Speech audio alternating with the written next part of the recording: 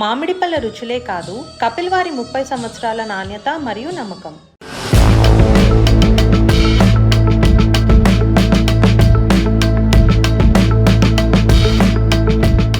Natural star Nani నటించిన latest crime investigation thriller hit the third case May 1న ప్రపంచవ్యాప్తంగా ప్రేక్షకుల ముందుకి రానుంది. హిట్ ఫ్రాంచైజ్ నుంచి వస్తున్న మూడో భాగం అవుతుండడంతో పాటు నాని వరుసగా 3 సూపర్ హిట్ వచ్చిన నేపథ్యంలో ఈ సినిమా పైన భారీ అంచనాలు మొదటి రోజు నుంచే ఏర్పడ్డాయి. ఇటీవల విడుదలైన టీజర్ సినిమా పైన ఆసక్తిని పెంచగా, ఇటీవల విడుదలైన థియేట్రికల్ ట్రైలర్ మాత్రం అంచనాలను రెట్టింపు చేసింది.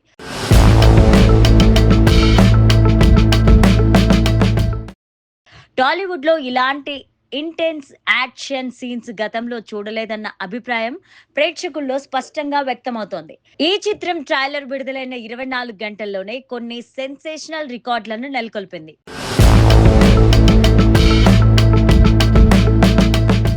ట్రైలర్ కి మొదటి రోజు 21 లక్షల వ్యూస్, 4 లక్షల లైక్స్ వచ్చాయి. ఈ గణాంకాలు మీడియా రేంజ్ హీరోలకు ఇప్పటి వరకు ఎవరు సాధించలేని స్థాయిలో ఉన్నాయి.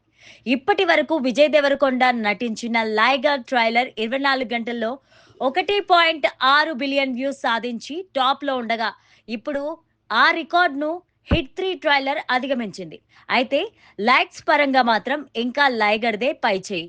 ఎందుకంటే దాని ట్రైలర్ 24 గంటల్లో 5.61 లక్షల మంది లైక్ చేశారు.